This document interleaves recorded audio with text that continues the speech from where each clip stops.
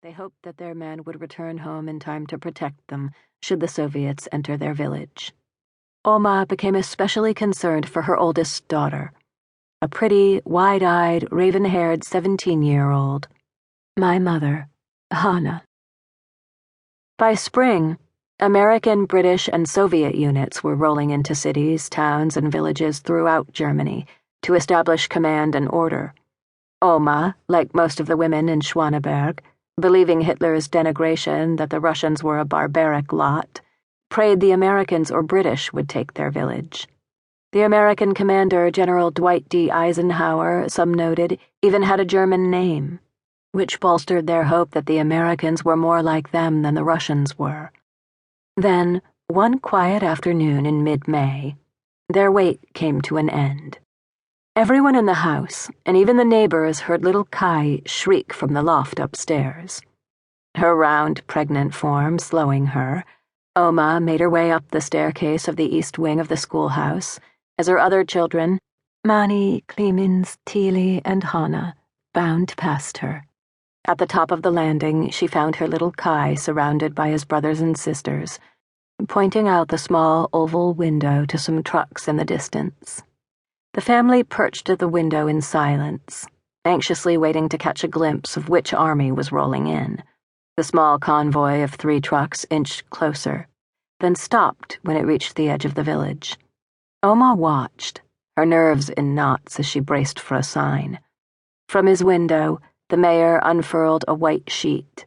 The village mothers jumped to follow his lead, all of them, including Oma, hanging white sheets from their windows. The trucks approached cautiously and finally came into full view. The children froze, and Oma stared in disbelief until the older boys broke the silence with an ecstatic cheer. The first vehicle, marked with a white star, slowly led the convoy as it made its way down Adolf Hitler Strasse and onto the cobblestone square. Down below, the mayor appeared from his house and quickly hobbled onto the street to welcome the Americans. Hanna looked at Oma, who smiled and gave her a nod, the go-ahead to take her siblings out to join the crowd quickly assembling outside. The Americans stopped their trucks. From atop, they tossed Hershey's chocolate and gum to the village children, who were quickly disarmed by the soldiers' cheerful expressions and animated demeanor. As they passed out treats, the soldiers spoke in friendly tones with happy-sounding words that none of the villagers could actually understand. One soldier removed his helmet and hoisted Mani onto his jeep as the other little boys looked on with envy. From up in their windows and down on the street, the village mothers watched the scene, waving to one another and raising their hands to the heavens in gratitude. Over the next few days, nearly everyone became enamored of the American soldiers, their easy, open way, their childlike humor and light-hearted antics. For the first time in many months, the women smiled, becoming particularly amused when the soldiers sent their children into fits of giggles when they botched German phrases, saying things like, "Hello, Fraulein, ich liebe dich," or calling everyone Schatzi, an endearment reserved for parents or for those in love. Over the next few weeks, the Americans established calm and control.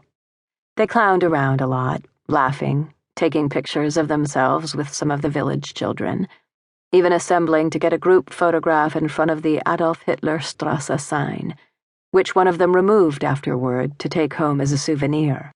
For the most part, though they endeared themselves to the community, a few vented their anger against the Nazis by taking it out on the villagers, looting and destroying personal property. Oma came home one day to find that the lock on Opa's desk had been pried open. The contents, a silver letter opener and heirloom box, stolen, and a swastika carved into the seat of his big leather chair. On the seat, like a calling card, lay an American penny. By and large, however, the villagers' worries began to subside, most of them believing that under the Americans, their lives would get better. But their relief did not last long. One day, the Americans shocked the villagers with an announcement that they were leaving. "Germany has been divided into 2 separate areas of administration," said the seniors.